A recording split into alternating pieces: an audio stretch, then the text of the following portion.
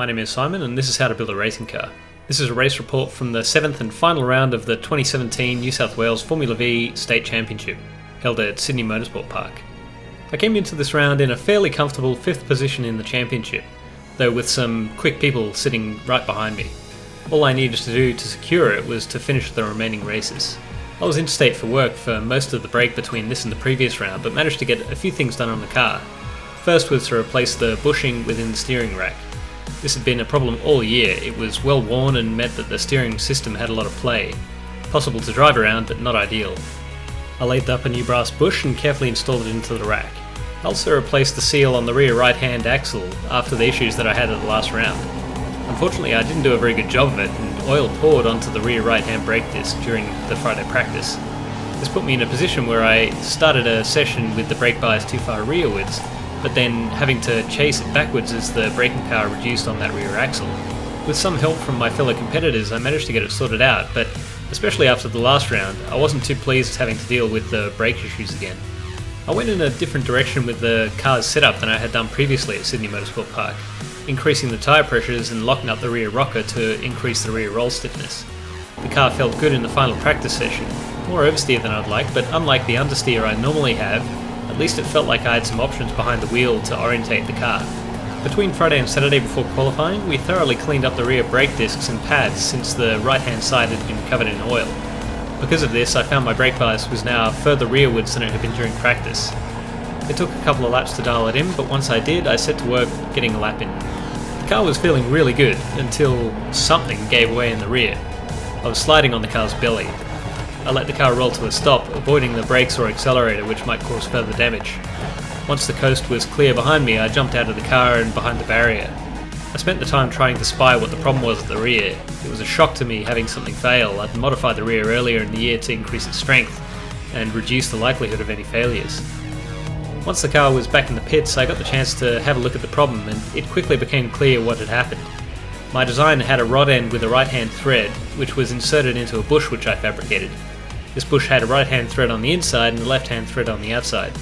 The left-hand thread was inserted into the suspension member. This would allow me to change the toe angle by turning that bush. As long as the rod end and the suspension member overlapped, the stress would be transferred nicely between the two through the bush. This was the idea anyway. What had happened was that I'd aligned the end of the rod end with the suspension member, almost a worst case scenario. It had survived almost all year, but finally decided to succumb to fatigue. In a way, it was lucky it happened during qualifying and not a race. The problem though was that I had about 3 hours to figure out a solution before race 1. I had spare rear suspension members, but they were of the old design and couldn't be made to fit the new subframe. My first assessment was that I'd need to head back home and produce a replacement bush. It was unlikely I'd make it back in time for race 1 though. As I said at the start, I really needed to finish that race. I needed a solution that would get me through. Luckily I managed to find one. The bush was much longer than it needed to be, and although it lost about 15 mils when it snapped, what was left was plenty to join the rod end and suspension. There was one problem, which was that the rod end would need to run with about 15 mils of its thread exposed. With that much, it would be at a much higher risk of snapping. Luckily I had the broken part which could be threaded onto the rod end, providing plenty of support. I got the rear assembled and ready for race 1. Somehow I'd managed to put in a lap time sufficient to qualify 12th during my short qualifying session. The race got underway. Both Sage and Jeff had shocking starts and fell back through the field. That put me up 2 positions before turn 1. I was on the outside of William through turn 2 and couldn't hold it onto the outside for turn 3, but ended up getting a better exit, passing him before turn 4. Jeff got alongside me through turn 1 and then passed me through turn 2. He had some speed this weekend and I couldn't keep up with him for the remainder of that lap. I lost the toe and from there was stuck in no man's land between the groups that had formed, unable to make any progress. Apart from a couple of little moments, the race was uneventful from here. I finished the race in 10th. Overnight I'd laid up a new rear bush to replace the part that I broke in qualifying. Our second race was at about midday on Sunday, so I was able to come back to the track early and finish the part, tapping the inner thread and running a die over the outside to produce the outer thread. From there I just needed to swap out the broken part for this new piece and the car would be as good as new. Race 2 got underway with myself making up 1 position, simply getting off the line better than Aaron to my left. I couldn't hold onto the front pack though and slowly dropped back from them, though luckily not so far that I'd be in the reaches of the second pack behind. It was another lonely race I'd spend in no man's land, although I did have a big moment over the top of the hill which kept things from getting too boring. I decided at this point that I needed to make a change to the car. The previous rounds I'd at least been able to keep up with the front pack and was often able to dice with those at the tail end. While the car was a bit nicer to drive with a stiffer rear, my overall speed was not benefiting from it. So before the last race I unlocked the rear rocker, reducing the rear roll stiffness. I left the tyre pressures where they were. I hadn't had any practice with the car set up like this since I'd lost so much on Friday to dealing with the other issues such as that broken axle seal. So I'd be going into the final race blind, but I decided it was worth a shot since I effectively had nothing to lose. We headed out for the final race and, wouldn't you know it, I immediately felt a problem with the rear brakes. So just to list the issues that I've had with the rear brakes over the last 2 rounds. First, what I believe was debris or something in the braking system which we fixed by flushing it. Then there was the knockoff caused by the loose bearing. Then there was the other axle seal leaking oil onto the brake disc. And now what felt like a failed seal in the master cylinder. All that time I had been dealing with general issues with trying to tune the brake bias that occasionally meant that I got caught out into a braking zone with some weird balance. After the last round I debated with myself whether to replace the rear master cylinder as a precautionary measure, but had been confident that the source of the issues was elsewhere, and all weekend the car had been fine. That now proved to be a mistake, as it suddenly and completely gave way. There was nothing I could do now though. I'd have to make do relying on the front brakes only.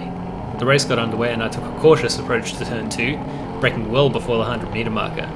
I kept pushing despite the issue. I hoped that I'd be able to make use of the toe to keep me in the game. Heading onto the straight for the first time, John squeezed Jeff, which allowed me to stick right on their tail. I had a great run, but since everyone was in a line, everyone had the toe as well, and so I couldn't really go anywhere. Despite my caution breaking into turn 2, I still ended up deep and lost positions to Sage and Aaron. I held on to them though and had a good run down the straight the next time around, but wasn't willing to go down the inside with the car in its current condition. I went into turn 2 behind them.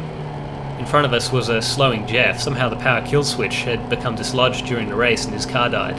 He actually managed to get it going again when he noticed looking in his mirrors that it wasn't in place behind his right shoulder and managed to flick it back on again. While it wasn't ideal to have the car in this condition, it did make for the most interesting race of the weekend. Lockie and I ended up having a decent tussle that I think was made more interesting by the asymmetry in our cars. He had working brakes, so was able to pass me into corners, but I had much more power, so could get by on the straight. At one point I even passed Sage as well around the outside of turn 1, but lost it all again going deep into turn 2. I couldn't really help myself. I wanted to push and stay with this little group. If I could stay close, then on the last lap I might be able to slipstream past some of them before the finish line. So I kept pushing, as you can see by this huge lock-up into the hairpin. Unfortunately for Lockie, he also overdid it and ended up facing me on the exit of that corner. That set the order in stone. I was now too far behind the guys in front to pass anyone before the finish, and Lockie was now too far behind me. While I was disappointed in the car and myself for having the brake issue, the last race had at least been fun enough that I still felt good overall about the round. So there it is, 5th place in the championship secured.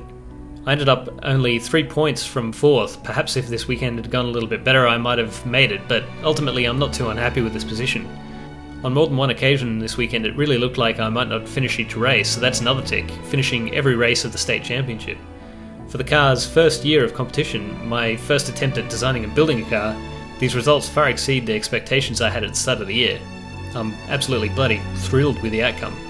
And overall I'm happy with my driving as well. I was a little bit rusty at the start of the year, but had been out of the sport for 2 years while I built the car. There were a few mistakes here and there, but in the end I really felt like I was improving, even if the difficult last couple of rounds prevented me from doing my best. I wanted to take the chance to thank everyone who has helped make this happen. My father of course contributed massively to the build and then helped during every race weekend this year. Somehow when I said to him I wanted to build a whole racing car, he actually took it seriously and decided to help out. Kyle and JKF Aero, who gave advice on the bodywork and designed the still work in progress understraight. Intercat, who provided SolidWorks for designing the car and producing the renders. Ray, who put weeks of his own time into preparing and painting the bodywork of the car. The Formula V community, who are just a fantastic bunch of people. There's so much camaraderie between the competitors, it's amazing. And finally everyone who watches these videos. I've been really enjoying making them and the feedback I've been getting from them has been fantastic. I might not get to reply to each and every comment, these days there's hundreds of them, but I do at least read them all. So finally, while that was the last round of the state championship, it wasn't the last race I'll be competing in this year. There's a one-day club round back down in Wakefield Park in late October, which I'll be sure to be at. Since the championship is done and dusted, it should be a nice, fun, low-stress round to close out what has been an incredible year. So for now, thanks for watching, and I'll see you on the next one.